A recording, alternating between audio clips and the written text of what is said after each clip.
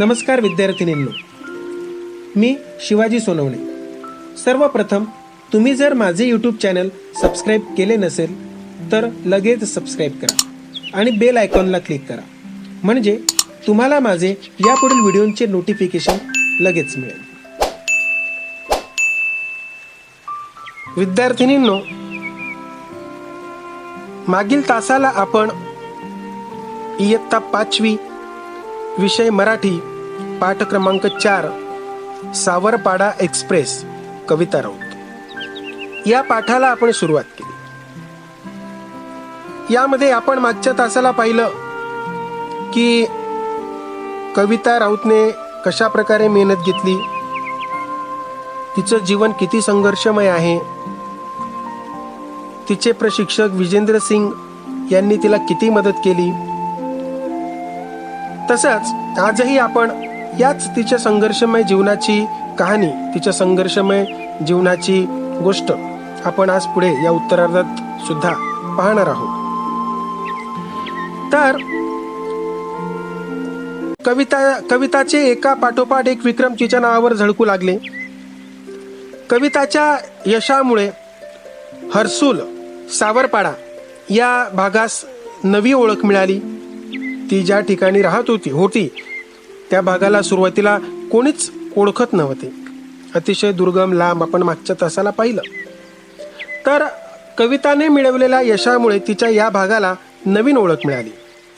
आज केवळ राऊत कुटुंबालाच त्या कविता राऊतचा अभिमान वाटतो असे नाही, तर संपूर्ण हर्सूल परिसर जो आहे त्या संपूर्ण परिसरातील प्रत्येक व्यक्तीची हीच भावना आहे की आपल्या परिसराला ओळख दिली ती कविता राऊतने. नवी दिल्लीतील राष्ट्रकुल स्पर्धेत कविता जिंकल्याचे जाहीर होताच हर्सूल सावरपाडा येथे जणू काही दिवाळीच साजरी झाली. इतका त्या गावामध्ये प्रत्येक व्यक्तीला आनंद झाला. प्रत्येकाच्या घरासमोर रांगोळ्या काढण्यात आल्या, गावाची पूर्ण सजावट करण्यात आली. जणू काही दिवाळीच त्या गावामध्ये साजरी झाली. स्पर्धेत विजयी झाल्यानंतर कविता आपल्या गावी येणार म्हणून सकाळपासून जो तो स्वागताच्या कामात गुंतला होता. प्रत्येक व्यक्ती त्या गावातले काम करत होते, कविताच्या स्वागताची तयारी करत होते. कविताचे कौतुक करण्यासाठी गावोगावचे लोक हजारोंच्या संख्येने तिच्या गावाच्या परिसरात उपस्थित झाले होते. लेकीभोवती निर्माण झालेले वलय, लेक म्हणजे मुलगी भोवती जो गराळा निर्माण झाला, जे वलय निर्माण झाले, तिला सत्कारासाठी घेऊन जाण्यास येणाऱ्या आलिशान गाड्या, पत्रकारांनी तिच्या अवतीभोवती घातलेला गराडा, यामुळे आपली लेक, आपली मुलगी लई मोठी झाली, म्हणजे खूप मोठी झाली, याचे समाधान तिच्या आईच्या डोळ्यांमध्ये सहज वाचता येत होते. दिसत होता त्यांच्या डोळ्यात आनंद की त्यांना आज किती आनंद झालेला आहे. कविताचं आज तिने यश मिळवलं आणि तिला घ्यायला किती मोठ्या मोठ्या आलिशान भारी भारी गाड्या त्या ठिकाणी आल्या, त्या पाहून त्यांचा आनंद प्रत्येकाला दिसत होता. कविता बंगळुरू येथे विशेष प्रशिक्षणासाठी गेली असताना रोज किमान एकदा तरी आईशी फोनवरून बोलत असे. आणि यावरून आपल्याला हे लक्षात येईल की त्या मायलेकीचे गहिरे नाते, म्हणजे अतिशय जवळचं नातं आपल्याला दिसून येतं. विद्यार्थिनींनो, तुमचं या जगातल्या प्रत्येक आईचे आणि मुलीचे खूप जवळचे नाते असते आणि तेच नाते आपल्याला ती रोज तिच्या आईशी फोनवरून बोलत होती यावरून आपल्याला दिसून येते. कविता सांगते, आईशी बोलल्यावर मनाला वेगळंच समाधान वाटतं, वेगळाच आनंद होतो. दिवसभरात जे झालं ते सर्व मी आईला सांगते. माझ्या त्रासाबद्दल मात्र तिला मी काहीच सांगत नाही, कारण मला जो त्रास होतो ते ऐकून आईला उगीच वाईट वाटत राहते. पहा, तिला तयारी करताना, प्रशिक्षण घेत असताना काही त्रास जरी झाला असेल, लवकर जरी उठावं लागत असेल, पण ती त्या गोष्टी मात्र आईला सांगत नव्हती, कारण ते ऐकून तिच्या आईला वाईट वाटेल म्हणून ती तिच्या आईला त्या गोष्टी सांगत नव्हती. कविता हळवी आहे. प्रसिद्धीच्या वलयाने तिच्या स्वभावात काही फरक पडलेला नाही. बाप लेकीच्या नात्यातील वीणही तितकीच गहिरी.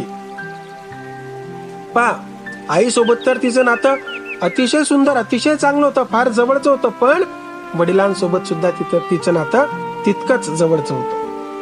लहानपणी आपले बोट धरून चालणाऱ्या कविताच्या पायांमध्ये मोठेपणी इतके बळ येईल, बळ म्हणजे ताकद येईल, तिच्या पायांमध्ये एवढी ताकद येईल असे तिच्या आई वडिलांना कधी वाटलेच नव्हते. कविताच्या यशाचे सर्व श्रेय ते प्रशिक्षक विजेंद्र सिंग यांना देतात. कारण तिला मिळालेल्या यशाचे खरे शिल्पकार हे तिचे प्रशिक्षक विजेंद्र सिंग होते. त्यांनी ध्येय गाठलं, त्यांनी ठरवलं की आपल्याला कविताला या स्पर्धेमध्ये पाठवायचं आहे आणि भारताला जिंकवून द्यायचं आहे, आणि ते त्यांनी शक्य करून दाखवलं. म्हणून आज कविता जे काही आहे त्याचे सर्व श्रेय ते प्रशिक्षक विजेंद्र सिंग यांना देतात. जेव्हा कविता प्रतिकूल आर्थिक परिस्थितीशी झगडत होती, प्रतिकूल म्हणजे अतिशय कठीण, अतिशय गरिबीची परिस्थितीशी भांडत होती, झगडत होती, तेव्हा तिला आर्थिक मदत मिळावी म्हणून जो भेटेल त्या प्रत्येकास विनंती करण्यात विजेंद्र सिंग यांनी कोणताही कमीपणा वाटू दिला नाही. त्यांनी तिच्यासाठी लोकांकडून देणग्या घेतल्या, म्हणजे थोडक्यात त्यांनी तिच्यासाठी लोकांजवळ पैशांची भीक मागितली. तेव्हा त्यांनी कमीपणा कोणताच जर त्यावेळेस त्यांनी या कामामध्ये कमीपणा वाटू दिला असता तर कदाचित आज कविता या स्थानापर्यंत पोहोचू शकली नसती. गेल्या काही दिवसांपासून, वर्षांपासून कविता कुटुंबापासून दूर राहत असली तरी तिने सर्वांचे प्रेम जपले आहे. तिने सर्वांचे प्रेम जपले आहे म्हणजे सर्वांना ती सांभाळून चालते आहे, कोणालाच ती विसरलेली नाही. घरचे सण समारंभ, उत्सव यांमध्ये प्रत्यक्ष सहभागी होता येत नसल्याची खंत, ते दुःख कविताला वाटते. गावामध्ये सण होते, समारंभ होते, परंतु कविता बंगळुरूला गेलेली असल्यामुळे तिला या सणांमध्ये प्रत्यक्ष काही सहभागी होता येत नव्हतं, याचं तिला नक्कीच दुःख वाटत होतं. बंगळुरूच्या क्रीडा केंद्रात कविताला तिच्या आवडीच्या अजून एका गोष्टीपासून दूर राहावे लागत होते, ते म्हणजे वांग्याची भाजी आणि नागलीची भाकरी. फार आवडायचे तिला हे जेवण, परंतु तिला हे काही मिळत नव्हतं त्या ठिकाणी. कवितामुळे सावरपाड्याचे नाव आज सर्व दूर पसरले आहे. कविता तिथल्या मुला मुलींसाठी आदर्श ठरली आहे. कविता आज भारतातील अव्वल धावपटू आहे, सर्वात पुढे, सर्वात वर. पीटी उषा या धावपटूला ती आपला आदर्श मानते. पहा विद्यार्थिनींनो, पीटी उषा ही देखील अतिशय जोरात, अतिशय वेगाने धावणारी भारताची धावपटू आहे. तिला कविता राऊत स्वतःचा आदर्श मानते. ती खूप मेहनती आहे. धावण्याचा सराव ती मनापासून करते. आपल्या प्रशिक्षकांनी दिलेल्या छोट्या मोठ्या सूचनांचे अतिशय लक्षपूर्वक कटाक्षाने पालन करते. कविताचे म्हणणे आहे, मेहनत करणे आपल्या हातात असते. मेहनत हाच उद्दिष्टाकडे आणि आपण ठरवलेल्या ध्येयाकडे नेणारा महामार्ग आहे. म्हणून विद्यार्थिनींनो, भविष्यामध्ये आपल्याला काय व्हायचं आहे, आपल्याला किती शिकायचं आहे, याचे ध्येय आपण ठरवले पाहिजे. हा महामार्ग आहे. हा महामार्ग आपल्याला यशाकडे नेतो. आपले जीवन आपणच घडवतो. कोणत्याही खेळाडूसाठी शारीरिक तसेच मानसिक तंदुरुस्ती ही महत्वाची असते. कविता सरावात कधीच कसूर करत नव्हती. सरावात ती कुठेही कमी पडत नव्हती. सरावाला ती घाबरत नव्हती. कविताचे इतर जगमगाटी गोष्टींकडे लक्षही नसते. बाकीच्या गोष्टींकडे ती लक्षच देत नाही. विद्यार्थिनींनो पहा, तिला फक्त आणि फक्त काय दिसत होतं, तिने ठरवलेलं ध्येय.